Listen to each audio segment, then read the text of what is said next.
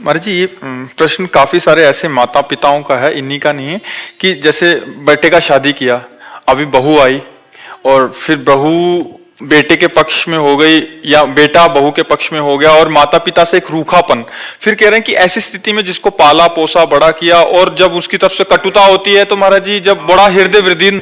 आपकी समस्या नहीं है, बहुत माता पिताओं की समस्या है, क्योंकि बच्चे अध्यात्म से जब तक नहीं जुड़ते तब तक उनको समझ में नहीं आता कि मातृ देवो भव पितृ देवो भव, हमारे माता पिता हमारे भगवान हैं, ऐसा भाव नहीं आता।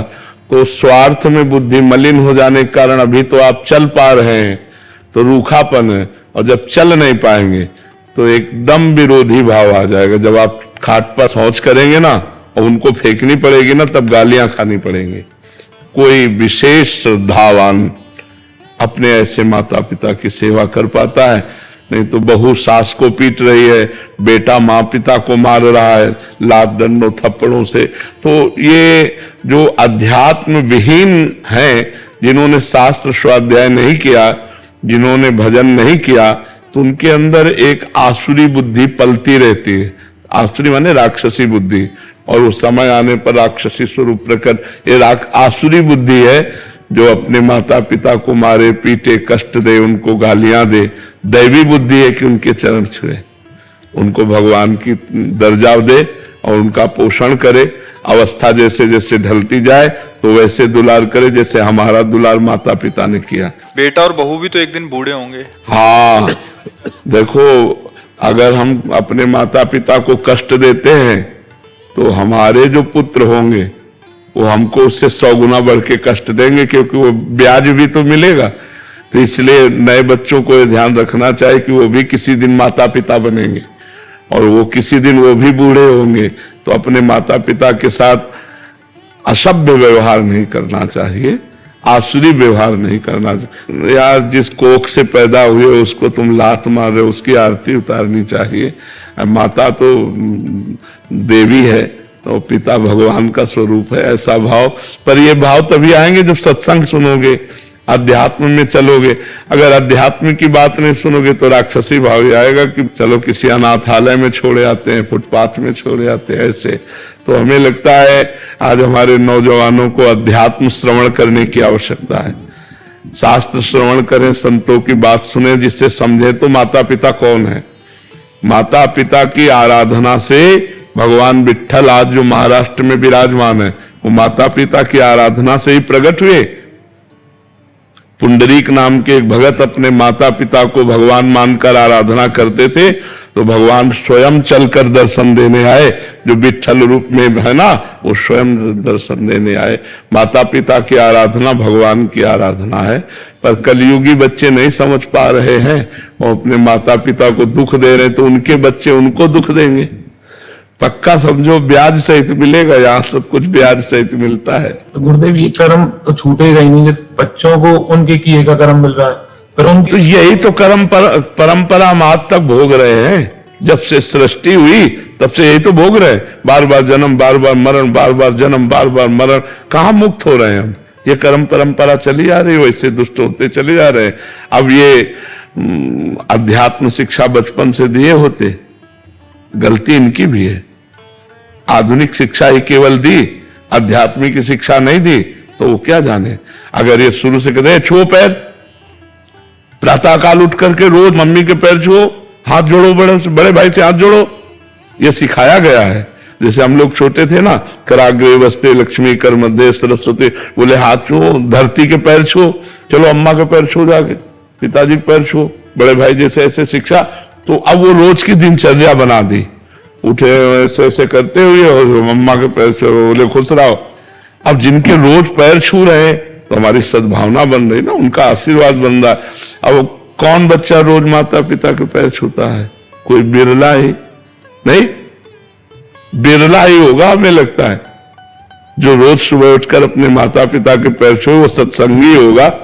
बिना सत्संगी के तो माता पिता के पैर, माता पिता को माता पिता मान ले, भगवान न माने, कम से कम माता पिता मान ले, इतनी बड़ी बात है। वैसे तो भगवान का दर्जा दिया गया है माता पिता को।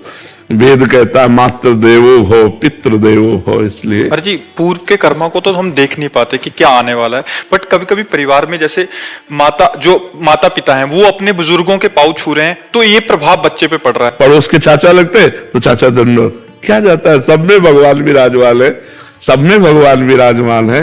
अगर हम अपने भगवान को चाचा ताऊ कह के दंडोत करते तो वही तो विराजमान है।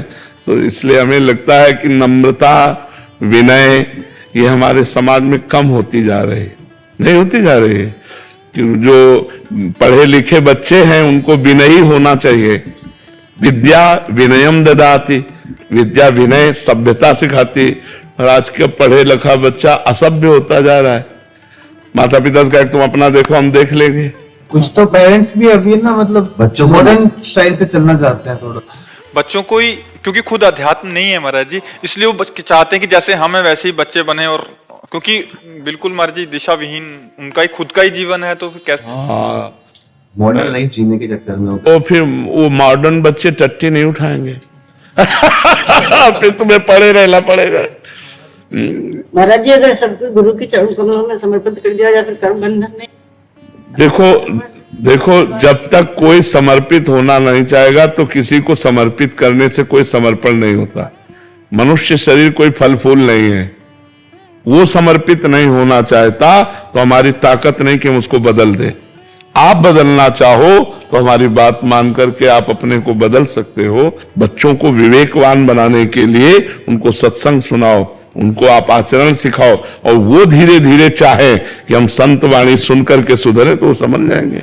पर जी इसीलिए शायद पहले गुरुकुलों का निर्माण था कि कुछ समय के लिए बच्चे, हाँ, माता पिता से अलग हो, हाँ हाँ, तो वो बहुत अच्छे परिवार को चलाने वाले बनते थे, क्योंकि गुरुकुलों में सब आध्यात्मिक और आधुनिक दोनों शिक्षाएं दी जाती थी। तो इसलिए वो बहुत विवेकवान होते थे, गृहस्थी को भी चलाते थे और संयम से भी रहते थे। अब आज की पढ़ाई में आधुनिकता तो है लेकिन आध्यात्मिकता नहीं है, तो आध्यात्मिक पढ़ाई न होने के कारण विनय की बहुत कमी होती जा रही है। नहीं, पढ़े लिखे बच्चे विनय से बहुत दूर होते जा रहे हैं। नहीं, जितना ग्रेजुएट उतना अहंकार है, उतना, जबकि जितना ग्रेजुएट उतना सरल होना चाहिए कि आप बहुत पढ़े लिखे व्यक्ति की पहचान यही सभ्यता सरलता। आप गाड़ी में बैठे बस में जा रहे हैं, कोई बड़ा बूढ़ा खड़ा है, आइए दादाजी आप बैठ जाइए, हम तो खड़े भी रह सकते हैं। अब तो लगा पढ़ा लिखा है, नहीं लगा कि पढ़ा लिखा है, सभ्य आदमी है। तो पढ़ा लिखा का संबंध सभ्यता और विनय से है, और आज सभ्यता और विनय दोनों गायब हो जा रहे हैं। पढ़े लिखे तो बहुत लोग हैं, सभ्यता और विनय जा रहा है। तो हमें लगता है आध्यात्मिक शिक्षा ही सुधार सकती है। गुरुदेव भगवान, हम अपने बच्चे तो नादान हैं, उनको समझ नहीं है, उनके कल्याण के लिए कहीं ना कहीं हम नाम जप करके समर्पित करें तो क्या हाँ हो जाएगा, हाँ बिल्कुल परिवर्तन होगा। और उनको बैठाल करके राधा राधा बुलवाओ 10 मिनट राधा राधा बुलवाओ और नाम जप करके उनको दो, तो निश्चित परिवर्तन होगा, निश्चित होगा। महाराज जी, बट उनको भी ऐसा लगता है कि हमारे जान पे आ रहा है ये सब कुछ करना, कि मतलब बता भी रहे हैं कि हम कि ये इतना करो तब आप करो, आपको नाम जप करना पड़ेगा, बट वो फिर भी नहीं करना चाह रहे। 1-2 दिन करेंगे, फिर हफ्ते बाद गुरुवार फिर फुसला दे। हफ्ते में अगर 1 दिन भी करने लगे ना तो हमारी बात तो मानने लगे ना। हम 2 दिन करवाएंगे, फिर हफ्ता भर कहने के बाद 3 दिन करवाएंगे। हम धीरे धीरे उनको सतमार्ग में, देखो बच्चों को खिलवाड़ में भजन कराया जाता है।